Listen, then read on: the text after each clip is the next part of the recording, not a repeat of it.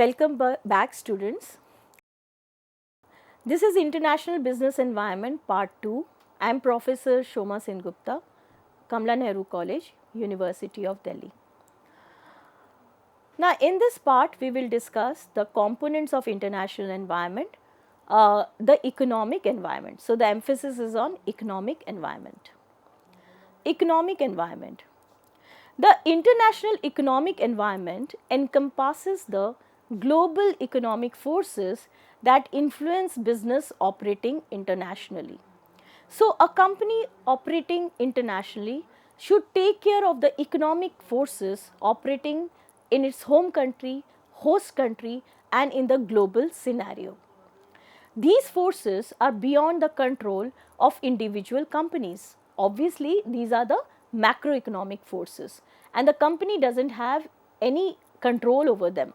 They include factors like economic growth, inflation, interest rate, exchange rates, and trade policies. Understanding these factors is crucial for businesses seeking to expand internationally, as they can impact cost structure, profitability, and overall competitiveness. Elements of economic environment. First element of economic environment is the economic system. When you are approaching a host country, it is essential to determine economic system of that country. The economic systems are a means of understanding the economic environment of any country. How the decisions are taken in that country, who is the decision maker, that makes up the economic system. How the institutions are operating, that is also part of economic system. It consists of institutions and setup to satisfy human needs and wants, and these are economic systems are categorized into three groups: capitalism, communism or socialism, and mixed economy. So, we will discuss each one of them one by one. Capitalism is an economic system where private individuals or businesses own and control the means of production, and where markets determine prices and allocation of resources. So, private ownership is there and price mechanism works. Consumers are sovereign and they play an important role in deciding what the producers should produce and supply. Prices of the products are determined by the forces of demand and supply. So, the key characteristics of capitalism or market based economy are, first of all, private property. Individuals and businesses have the right to own and control resources, including land, capital, and intellectual property. Free markets, supply and demand determine prices and the allocation of resources with limited government intervention. Competition and consumer sovereignty. Businesses compete with each other for customers, driving down prices and improving product quality, and that leads to consumer sovereignty. Profit motive. Businesses are motivated by the desire to make profit, which encourages innovation and investment. Limited government role. The government's role is primarily to protect property rights, enforce contracts, and maintain a stable legal and financial environment. So, these were the characteristics of a capitalist economy. When we talk about centrally planned economy, they are also known as communism or socialism. In such an economy, centralized planning is done and decisions regarding production and distribution of goods is taken by the government or central authority. Decisions depend upon the economic, social and political objectives. So, all the decisions are taken by the government and centralized planning happens. Decisions relating to all the economic activities, what to produce, how to produce, and the price, all are determined by the central government. Examples of centrally planned economy are Hungary, Poland, USSR, the erstwhile one, and the China. Now, these economies are opening up and moving towards mixed economy or capitalism. In a pure centrally planned economy, the tools of production are organized, managed, owned by the governments with the benefits accruing to the public. The objective of this type of system is consistent with collective ideology. So, when we see the key characteristics, we find the first one is government control. The government owns and controls the means of production such as factories, land and resources. So, everything belongs to the government. Central planning, a central authority, typically the government, decides the goods and services to produce, how much to produce and what price they should be sold.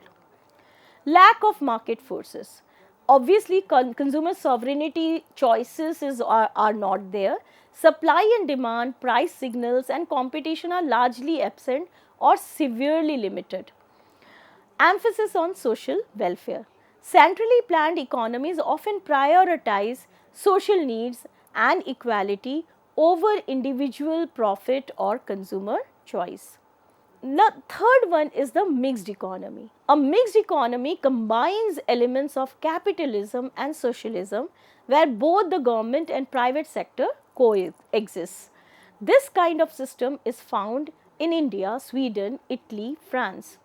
The economic setup under the philosophy is split into three parts. Sectors in which both production and distribution are entirely managed and controlled by the state. Sectors in which state and private enterprises jointly participate in production as well as distribution. Sectors in which the private enterprise has complete access subject only to the general control and regulation of the state. So, three areas may be there in the mixed economy. The key characteristics are coexistence of public and private sector. Both the government, public sector and private businesses operate in the economy. Government intervention is there. Government plays a role in the regulating certain industries, providing public goods and services like healthcare, education and infrastructure and ensuring social welfare. So, in certain industries, government intervention will be there for the social good or social benefit. Market forces will be there for other businesses which are private. Private businesses operate in a market where supply and demand influence prices and resource allocation. Socialism as well as capitalism blend, we can call it. The system incorporates elements of both socialism, that is government intervention and social welfare, and capitalism, private enterprise and market competition. The second element after economic system is level of economic development, which an international business organization should understand before doing business in a particular economy. Economic development is an outcome of the sustained and concerted action of communities and policy makers that improve the standard of living and economic health of a country. The indicators of economic development are GDP, per capita income, etc. Now, the economic development of the country need to be found out before doing business in that country, because the choices, the demand for a particular product, the preferences will obviously depend upon the purchasing power of people over in that country. The countries can be divided into three categories. One is low income country. Low gross national product, domestic product, per capita income. So, all these indicators are low, with gross national income per capita of $1,145 or less is considered as low income country by the World Bank. So, they are considered as underdeveloped or third world countries like Burundi, Uganda, many countries of Africa and Asia. Second category is middle income country. It is defined by the World Bank as a nation with a per capita gross national income, which is GNI, between $1,086 to $13,205. These are known as developing economies or second world countries, including India, China, Brazil, etc. Third category is the high income country, those with a GNI per capita of $14,005 or more in 2023. They have higher levels of economic development and a better quality of life. Advanced or developed or first world countries like USA, UK, Luxembourg is considered as the highest income country. So, these are the levels of economic development and different countries, and the organization need to find out the level of development of a country to do business over there. The third element is structure of the economy. The relative contribution of different sectors, the linkages between them, and integration of national economy with world economy has implication for the business. If we think about the structure of an economy or the contribution of different sectors, then we find there are three sectors which are operating, and that is in different countries, and that is primary sector, secondary sector and tertiary sector. Primary sector, this sector of economy includes any industry involved in the extraction and production of raw materials such as farming, logging, fishing, forestry and mining. The primary sector make a larger portion of the economy in developing countries. So, after independence we found that in India, the more number of people were in the agricultural sector. So, the primary sector was prominent then, and slowly we moved to other sectors. The secondary sector, this economic sector is majorly into manufacturing and construction. This sector takes the output of the primary sector, that is raw materials like metal, wood from the primary sector, and creates finished goods. It helps in increasing the GDP, economic growth and development. Tertiary or service sector, this includes sectors that provide services like retail, entertainment, financial services, healthcare and education. The tertiary sector is a significant part of the economy in many countries, particularly in developed nations, and in fact in our country also we are moving more towards tertiary or service sector. Fourth element of economic environment is economic policies. It refers to the strategies that governments use to manage national economies with the goal of achieving economic objectives like growth, stability and equity. These policies encompass measures like monetary policy, fiscal policy, export policy, many other foreign exchange policies, many policies are there, export import policies are there. We will discuss some of the policies one by one. One is industrial policy. This refers to the government actions aimed at shaping the economy by targeting specific industries or economic activities through measures like subsidies, tax incentives or infrastructure development. These policies are designed to influence the structure of production, promote growth of specific sectors or address societal challenges. Such policy affects different sectors like private, public, joint, small or medium enterprises, SMEs, banking, insurance, etc. Foreign investment and technological policies. Foreign investment, particularly foreign direct investment, plays a crucial role in technological advancement and economic growth by bringing in capital, expertise and advanced technologies. Technological policies, on the other hand, are those promoting research and development and can further enhance the impact of FDI by improving absorptive capacity and encouraging innovation. Foreign trade policy. There are a set of rules, regulations and procedures established to manage international trade, particularly imports and exports, with the goal of creating a favorable balance of payment. Foreign trade policies. These policies are designed to stimulate economic growth by promoting exports, reducing dependence on imports and enhancing the competitiveness of domestic industries in the global market. Examples of foreign trade policies are tariffs, quotas through which you can restrict import or of goods in a country. Foreign exchange policy. Through their exchange rate policies, governments can determine the price of foreign currency as well as the stability of this price. The Foreign Exchange Management Act in India provides the legal framework for foreign exchange transactions, with the RBI regulating its implementation and ensuring compliance. Monetary policy is another economic policy which has an impact on working of working of an organization, including the banks and financial institutions. It is a tool used by a nation's central bank to influence the money supply, interest rates and credit conditions to achieve economic goals like price stability and economic growth. In India, RBI fixes the repo rate, cash reserve rate and statutory liquidity ratios and make the changes in them time to time with their monetary policy to control inflation, to control the working of the banks and financial institutions. Another policy is fiscal policy. This includes government's use of spending and taxation to influence the economy. It aims to achieve goals like job growth and inflation control. It is a key tool for managing aggregate demand and stabilizing the economy.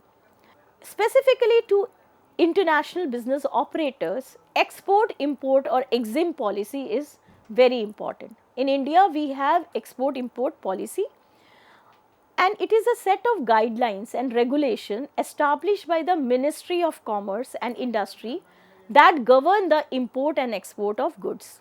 The policy aims to facilitate and develop foreign trade, boost both exports and imports.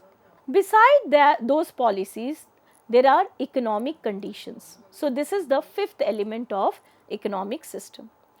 A country's overall condition referred to, economic condition referred to the overall state of its economy, encompassing factors like production, consumption and resource allocation.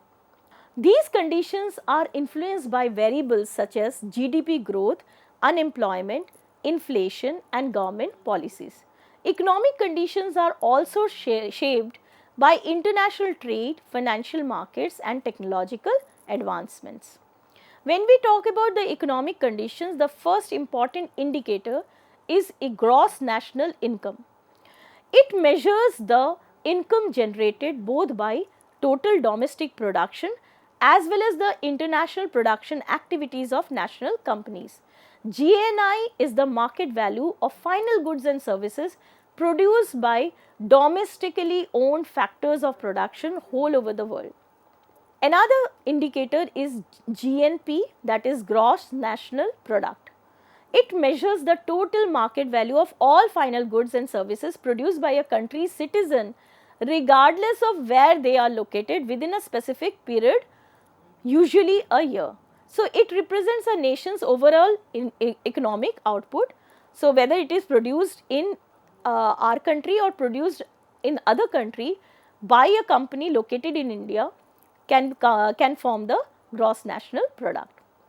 Gross domestic product, this includes the total value of goods and services produced within a nation's borders over 1 year, no matter whether domestic or foreign owned companies make the product. So, it is a little different. You must have studied in economics that whatever is produced in a nation's border, whether by domestic company or a foreign owned company, can be part of gross domestic product.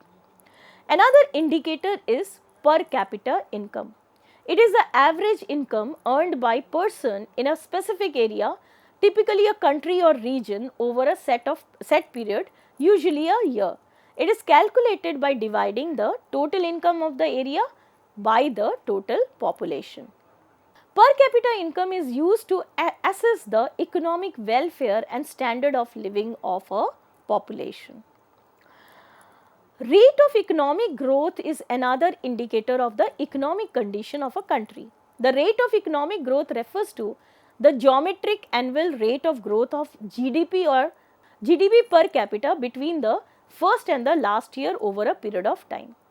India's economic growth rate as reflected in its gross domestic product growth is projected to be 6.2% in 2025 and 6.3% in 2026. So, with this data, one business which wants to operate in India will find it suitable because GDP is rising. Another economic condition is price level. It refers to the average cost of all goods and services offered for sale in an economy. It is a general measure of prices. High price level indicates expensive goods and services and vice versa. Balance of payment or BOP position is another indicator. It is a statement that summarizes all economic transactions between a country's resident and the rest of the world over a specific period, usually a year.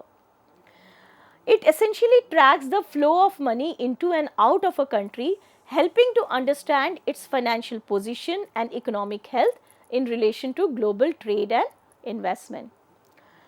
Trade or business cycles are also important indicator. They are naturally occurring fluctuations in economic activity characterized by periods of expansion and contraction. These cycles involve changes in employment, output, income, prices and profits. Key phases include expansion, that is the boom period, then the peak, recession, trough or depression and the recovery stage. There are other economic indicators which the business firm should understand, that is the inflation rate in a country. It refers to a sustained increase in the general price level of the goods and services in an economy, leading to a decrease in the purchasing power of the money. Inflation is typically measured using a price index such as the consumer price index, which tracks the average change in prices for a basket of goods and services commonly purchased by households. Another indicator is purchasing power parity, PPP. It is a theory which states that exchange rates between currencies are in equilibrium when their purchasing power is the same in each of the two countries. This means that the exchange rate between two countries should equal to the ratio of the two countries' price level of a fixed basket of goods and services. When a country's domestic price level is increasing, that is, a country experiences inflation, that country's exchange rate must be depreciated in order to return to the PPP level. It means that a bundle of goods should cost the same in India and the United States once the exchange rate is taken into account. Beside the economic indicators, another indicator which is nowadays considered as economic indicator, though in real sense it is not the economic indicator, that is the Human Development Index, HDI. It is a statistical composite index of life expectancy, which is nothing but longevity of life, education or knowledge at different levels, the primary level, the secondary and the higher levels, and per capita income, standard of living indicators, which is used to rank countries into tiers of human development. A country scores a higher level of HDI or Human Development Index when the lifespan is higher, the education level is higher and the gross national income GNI and purchasing power parity PPP per capita is higher. So, some of the countries have a very high human development index, like the Scandinavian countries, Norway, Sweden, they have a very high HDI. Another indicator is unemployment. Unemployment, you all know, it refers to a situation where individuals who are able and willing to work are unable to find employment. It is a key indicator of an employee's health and can be measured by the unemployment rate, which shows the percentage of workers that is unemployed. So, in a country where unemployment rate is higher, it is a bliss for an international business organization. If they want to reduce the labor cost, they can work over there. But many other problems may be there relating to unemployment, they have to face that also. Let us summarize this whole lecture. Elements of economic environment include economic system, level of economic development, structure of the economy, economic policies, economic conditions and other economic indicators. There are three types of economic systems, that is capitalism, communism or socialism and mixed economy. So, in capitalism, all the factors of production are privately owned, mostly privately owned, and the decisions are taken by the market forces. When we talk about the communism or socialism, there the factors of production and resources are owned by the government, and government solely decides what is to be produced, for whom to be produced, how to price. When we talk about mixed economy, there are different sectors and some are managed totally by the government, some are managed totally by the private, and some are managed by the combination of government and private.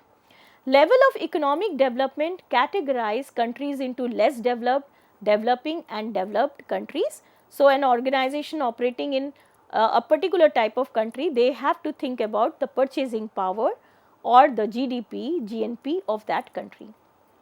The structure of the economy is based on in which sector is prevalent, like primary, secondary or tertiary sector. Economic policies include industrial policy, foreign investment and technological policy, foreign trade policy, foreign exchange policy, monetary and fiscal policy. Economic conditions are the economic growth, price level, GNI, GNP, GDP, per capita income, BOP and trade cycles. They give an indication of the economic condition of a country.